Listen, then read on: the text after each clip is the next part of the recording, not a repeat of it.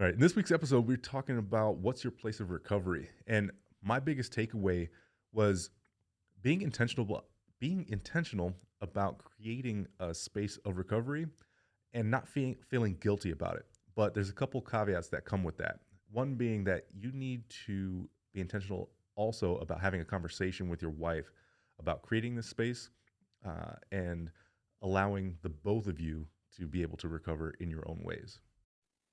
Yeah, and recovering isn't just about removing yourself from a specific space or community um, or situation. It's a place where you can process what's going on without feeling responsible to solve anything, or it's also just a place where you can just be and just take space. So just pay attention and listen to hear the rest of the conversation.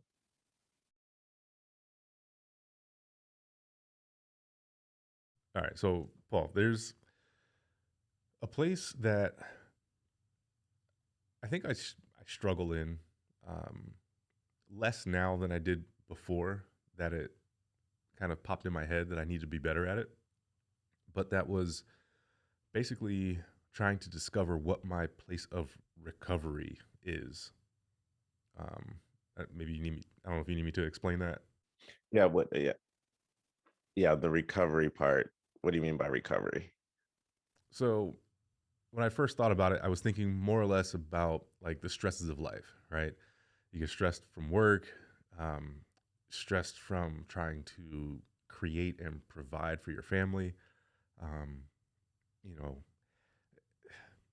I guess it's not always just stress, but responsibilities, right? Sometimes we just need to take a break, and I don't want to have to feel bad that I need a break. And then I was also thinking about where do I find that, right? Do I find it in my wife? Do I need to find that there, right? And then is it so bad if I want to find that outside of my relationship, right? Like, do I get to have some hobbies or, personal time? I need some me Mhm. time, man. Well, in that case, yes, I'm down with it. Me time is very important, but I like that you're thinking, or I guess we can think of it more intentionally, right? Not just, oh, I need to get away and I need my time, but like look at it as there's a purpose behind it, and that you're a better person. You're a better husband, you're a better father, you're a better everything if you can get this time to, I like the way you say recover, just from everything that happens in life. So that's awesome. Yeah, I mean, I could kind of relate it to, building muscle. Without that appropriate rest time or recovery time, your body won't grow as efficiently as it can, right? You can work the same muscle group out every day. It's not going to be as beneficial as staggering it. Yeah, that makes perfect sense. You have to create space to just be and let just um recharge is the word kind of that I want to say, but it's it doesn't have to feel as it doesn't have to feel like everything else, right? Because we Mhm. get so used to like doing and being and like contributing. Sometimes it's okay just to not and just let your body rest.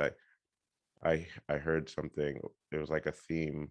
I was listening to some podcasts and they were different, but they were all talking about the same thing. Like your body keeps score. Like your body takes in the stress, and like if you don't find a way to either release it or just acknowledge that it's there, even if it's just like breathing and or like sitting, or obviously you can do something like running or whatever, but just be in tune with how you feel and give yourself space to feel that or be that. And I think it's important, or your body will just be like, oh, okay, well, I'm going to slow you down. Then all of a sudden you're feeling terrible, you're feeling sick, you're having all these symptoms out of nowhere, like what's happening? but we need Yeah, to recovery. So from a physical standpoint, as well as a mental standpoint, recovery is very important. absolutely. And I believe I heard that somewhere as well, maybe even in just a book I read. But actually, is that a book? The Body Keeps Score? Yeah, it is a book. Okay. Yeah, yeah, it's a book. All right. So now I think it's just on my reading list. I don't think I've dove in it or, you know, dove into it yet. But yeah, I think that is on my reading list. Yeah, I like it. So can we talk a little bit more about being intentional and like what that might look like? Yeah, for sure. I mean, for me, it's um, one having, even as far as like scheduling or having a space in your day, week, month, however you see, like, I'm going to take this time for recovery. Because in my life, if it's not in my calendar or if it's not like a part of my regular routine, like it's not going to happen. So Gotcha. um, I think that's one part of being intentional, and actually voicing it and telling someone that you need to do it so that they can keep you accountable. um, I think those are probably the top two ways for me to be intentional about it. Yeah, not doing that has gotten me into trouble many times in the past. Not having that conversation, right? So I think my wife agrees that we both need, you know, our personal space to, as we're calling it, recover. Um, but there has been a lot of times where rather than me saying, "Hey, honey, I need to go do this, that, or the third," I'd be like, "I'm out," and I would just go do something, right? Yeah. Or not. And that sounds bad. So it's like not even so much that; it's more or less like I would commit to doing something without having that conversation with her, right? And a lot of the things that are brought to us, think about, like you said earlier, being part of a team. For me, it was like being part of a pool team, right? So it's a weekly commitment for, we don't get much time off. So I would say maybe 46 weeks out of the year, right? Wow. And think about trying to do this with children, right? So now we have to show up at least, or at the very latest, probably like 10 to 7 at night. And then it goes until it ends, which was a lot of times was like 11 ish, Mhm. right? Um, that's a really big commitment, Yeah. especially like I said, when you have kids and you're taking all that time away from the family at night, and then sticking your wife with taking care of that. And now it's once a week at the at minimum. You could be on multiple teams or be in multiple parts of the league, but that's for the people who are older, retired, and don't Yeah, don't for have sure. small children. But yeah, man, so I guess my point of bringing that up is you have to be careful sometimes about what may seem like a good idea on the surface, right? And then you don't talk about it with your wife, and you're like, yeah, definitely, I'll be there, right? And you commit to it, and then you realize what the actual commitment is. So having that Yeah. conversation is a must. Wow, I'm just in my mind thinking about that time. Like I didn't know it was that, like I knew it was deep, but I didn't know it was that deep. Like that Yeah, is from 10 to 7 to whenever, every Wednesday or whatever day you're doing it, say it's Wednesday. Yeah, you need a recovery from that. yeah, yeah, yeah. Especially when So, they ask you to be the captain and you accept that, and then you have all the other responsibilities on top of it, like making sure the money is sent in with the score sheet every week, and making sure the score sheet is right, and managing the team. Making sure everybody gets their fair share of time to play, and right, and then that's just the main part of it. When it gets beyond that, like you have the, as I'm trying to think of a words, like the extracurricular parts of it, right? So like if you advance to like a regional tournament or whatever, you have to coordinate that. Is everybody gonna, ride together or whatever that is. But then that's also more Mhm. time that it gets taken away from your family, and that happens like 3 or 4 times a year if you make it to that, you know. Yeah, And then you can go even further to the national tournament, which is only once a year, but that happens in Vegas. You know what I mean? So then you have right. to coordinate all that, and it's crazy, man. Man, But like, yeah, I think that's now that you're unpacking that, like I'm using that as a place of kind of recovery, but there's also like I guess we can transition to like what are some things that we need to recover from, yeah, right? So that's a great example of like a hobby or a team that you're a part of. Um, we talk about like your family in general. Um, so I think we have like before we get into all of them into the weeds, like I have like our family, um, our job, but then also if you're a business owner, you have that aspect.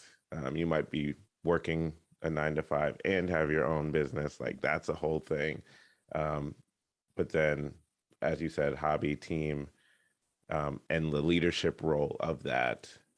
I also put in that bucket like if you're a part of a religious organization or any like religious practices that are um, calendar oriented, so whatever week, month, or you're deep into that, and then your marriage as well. So those are all areas I think that you need to recover from.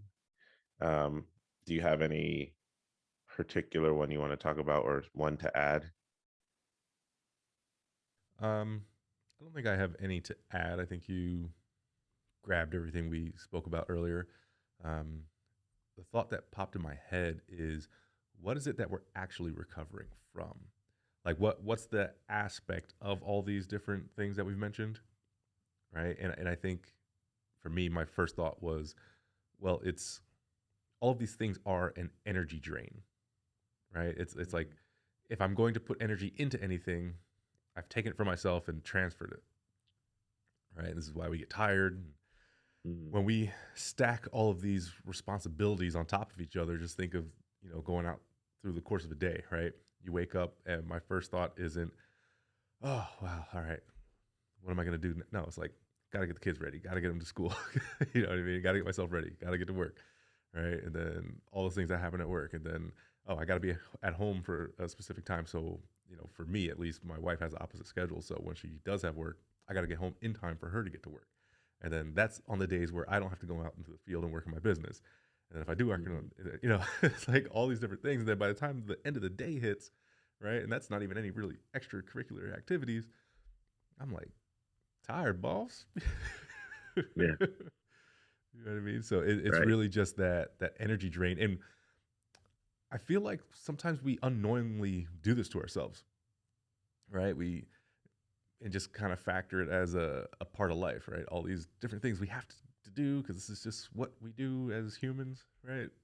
But we think less about having rest until it's time to commit to a vacation or something.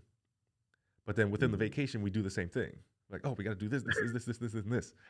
Oh, that's so real, man. Our culture definitely leans to that. Like, yeah, there's always something. Gotta schedule it. And it's hard even for yourself, but then add your wife as like a whole nother person because then they have their own ideas on what those things should look like and then what we should do together and all that. So yeah, the responsibility and like the expectations, I think it's more of a mental drain sometimes, because you can physically be places and not be present or engaged, unless you're doing physical work as like that's what your work. Um, but you can still make it through that, and then but it's more understandable. Like I need a rest when I'm doing physical labor, like using my body as a tool. I know I get that, and if I don't, my body will break down. But we don't think about like the responsibilities that's on our mind, the expectations that we put on ourselves, the expectations we put on others, the expectations people put on us that we have to deal with. Like all that is just mentally. draining, especially that day you just laid out without doing anything extra or having any emergencies. Like throw an emergency on that, Woo! and it's like, Yeah. what's going on? So, and I think for us, I think that is the sometimes it's that emergent space when there's a tragedy or something big that happens. That's when we realize, oh, we should probably recover, or that's when society allows us the space to do that, right? Yeah. Yeah. And I think that's what happened too, like when the pandemic started, like people were realizing like, what was I doing?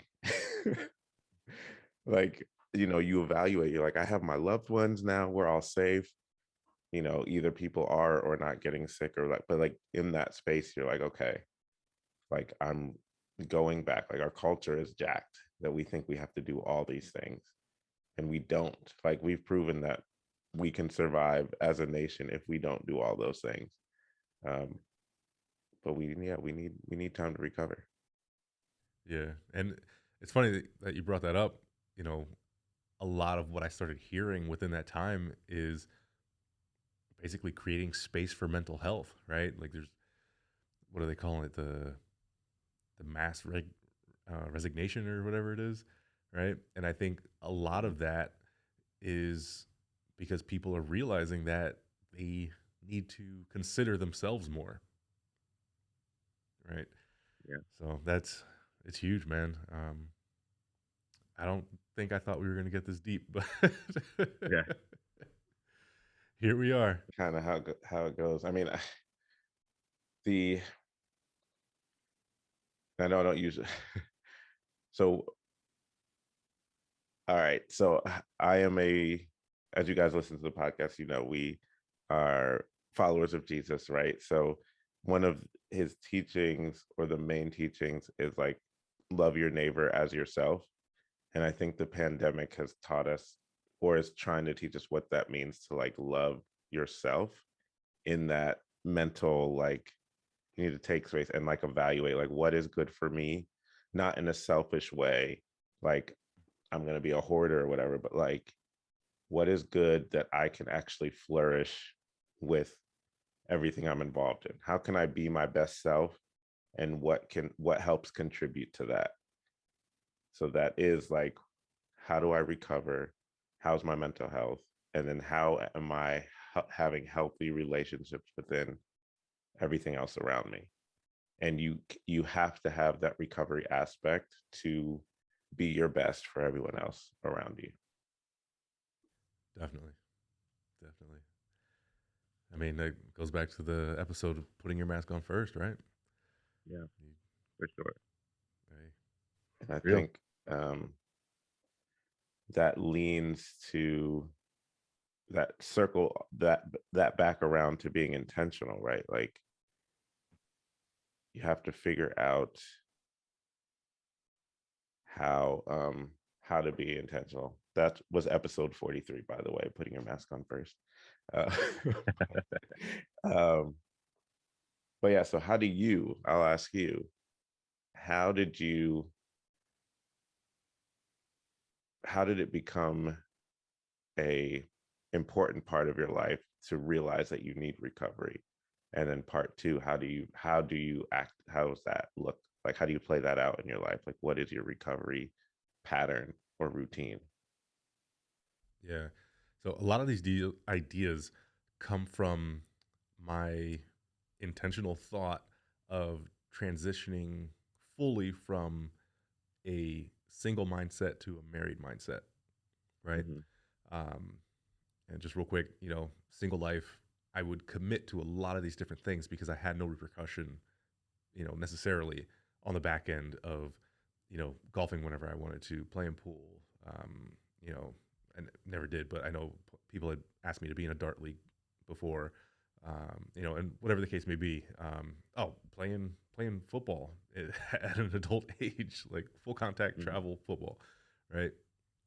So all these things I was doing, right? And then I get into a relationship, and I think that my now wife liked that I was uh, focused on a lot of different things, right? Or Mhm. maybe not that. Maybe that I had a lot of different talents is the way to put it, right? But um, even though she liked that about me, what I needed to do once we started getting more serious in the relationship, and then especially when we got married, was to pull away from a lot of those things and start to focus more of my energy into my marriage, right? Mhm. We have kids. I need to focus more energy into the children. So I think to some extent, I felt like I still wanted to chase some of those things, right? And the funny thing about it was the more that I let go, the more I realized that I wasn't necessarily missing them, Mhm. right? And then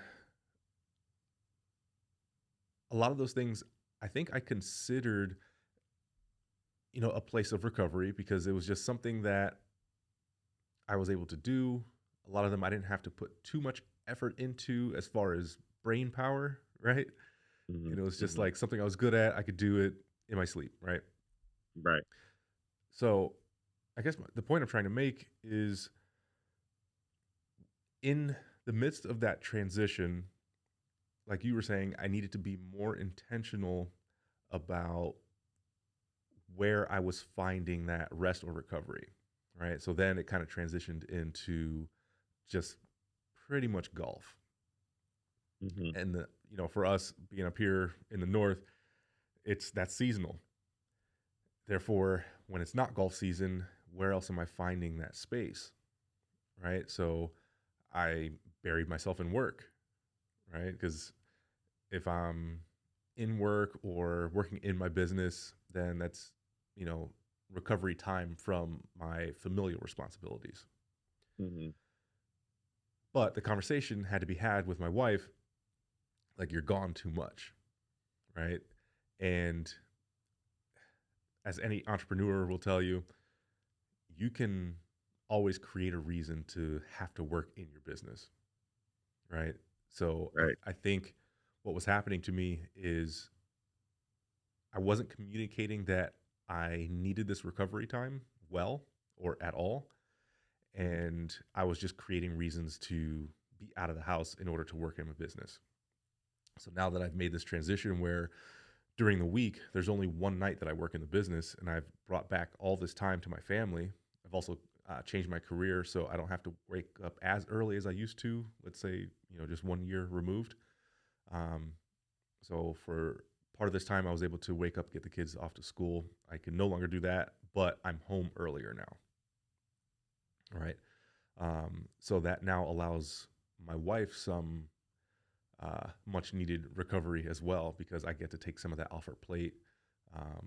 If she has a lot of friends at work, she works nights, so now if she so chooses, some of those nights she can pick up a shift or just go to work and get her you know semi recovery because again it's still work. But yeah, man, it's something that I wanted to do for myself and for my kids, and something that I needed to do for my wife as well. So I think that needs to be part of the conversation is creating the space for yourself, but also creating the space for your wife. I like that.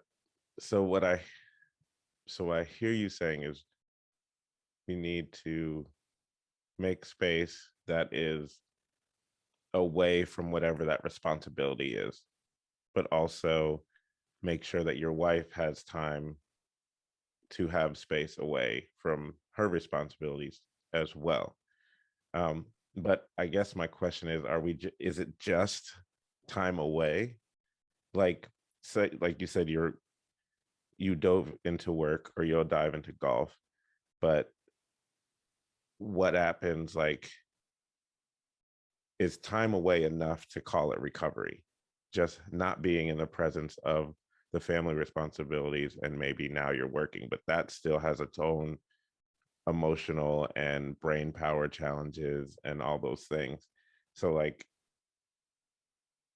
all those are well and good, is what I'm thinking, but like, how do you truly recover to show up to all of them? Right. Yeah. Yeah. Um, so it can't, and what I'm basically saying is it can't just be removing yourself from that space physically, but also you need to recover from everything, if that Yeah. makes sense. Yeah. I mean, if I start with my recovery time being golf, even though that takes brain power, right, and focus to be able to do it well, I have less of a obligation to do that well. So I can just be there hitting the ball, playing, and without necessarily caring about what the result is, I can call that time restful. Mm. Okay. Um, when it comes to working in my business rather than on it, that's sort of like a mindless thing for me, right? It's very routine based. I go in there and I could basically walk around a facility with my eyes closed, do what I need to do, right? I've got music or podcast playing, Mhm. and even though I'm doing something physical, I can kind of shut my mind down for a little while and just go and be for a couple hours and then go back home, right? So No. I do get your point, but I guess it takes some explaining about how I could find recovery while I'm working. Right.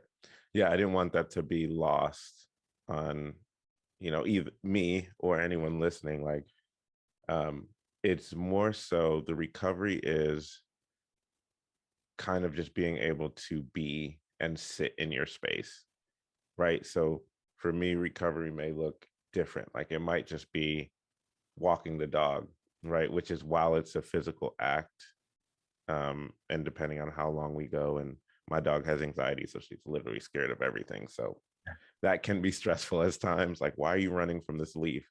And you're on a leash, like you can't go anywhere. Um, but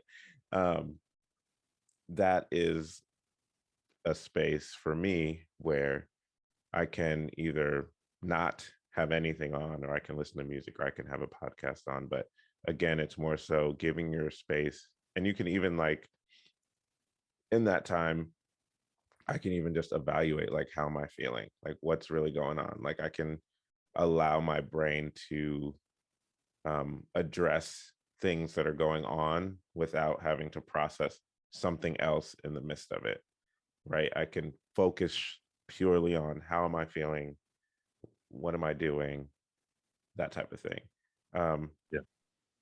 so no, I get that. Um, and also a replace recovery can be something fun like golf. Like that's a fun space if it's non-competitive, right?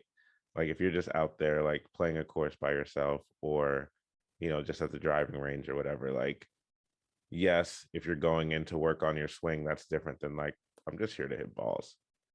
Like, you know what I mean? Just Yeah, yeah. be in the moment, let my body just do what it does, take in the fresh air. Like all those things are a place where you can reset and recover. So um yeah. No, we are running right up against the clock here, but the whole purpose of us bringing this topic up was finding that our wives can be a space of recovery as well. So before we end, we need to speak on this. Yeah. Um, you know, I want to ask for you, what does that look like? Um, but I also want to say, like, it took me a while to learn that I needed that, right? Um, and I didn't necessarily know how to allow my wife to be that space for me until I went through some mourning times of, losses of family members, and I really felt her pull me in, right? And there was a time where I was just like able to like just let everything go and just be with her.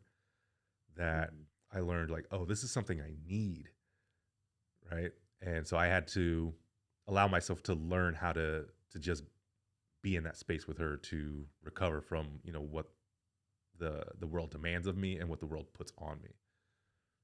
But what does that look like for you? Yeah, it's one of those spaces of being able to be, well, acknowledging that you're in a relationship where you and your wife can just be who you are in a space, and it be okay. Like there doesn't have to be something that needs done or that needs tackled. Um, but it's also opening up enough that you can say what needs to be said, about how you're feeling without being judged or, um, having her solutionize whatever it is. It's just like, okay, this is what's going on. And I think we as guys, generally speaking, um, when we hear different things, we want to figure out like what's the end goal, but sometimes there's no end goal. It's just this is what is, and this is where I need to sit. Um, but and we have to be okay with that. And I think that's what, like, when you're grieving, the end goal kind of already is like whatever it is, whether it's a person or a situation, it's lost and it's gone. There's a change. So like you can't fix that. So it's more so like, how do I just process it? And if you're Right. and I think you have to learn that it's okay to just process with your wife. And if you can lean in and she'll give you that space, I feel like wives are just good at being equipped for that. Um, so it was more a me issue. Like I had to figure out like it's okay to just come and like say something, or like just be like, can I just sit with you and just sit with you and see what happens? Um, and I think that is a good place to start too. Like that's what that looks like for me. Like we'll just be, even like maybe I'll be in the bathroom like brushing my teeth or whatever, and she'll be sitting on the bed, and then it's just like bringing something up, or like this happened today, and like just talking through it outside of my head. I think that's a good practice to be having your wife be a space of recovery if you're not used to it. Just like those things you talk about and process in your head, like just start talking about them out loud with her. Um, and I think that's what it looks like for me at this moment. That's good. Anything else you want to pop in there, or you want to end it there? Um, I think it's good. I think just making sure that we do our best to give our wife space to recover as well, um, and even just have that conversation. If if you see her, if you don't see her taking that time, and then at least have the conversation. So even if you don't actively see it, she may be having it in her own way. But just to make sure that she'll appreciate being seen enough to know that you're here for her to have her place to recharge and recover. Definitely. I agree.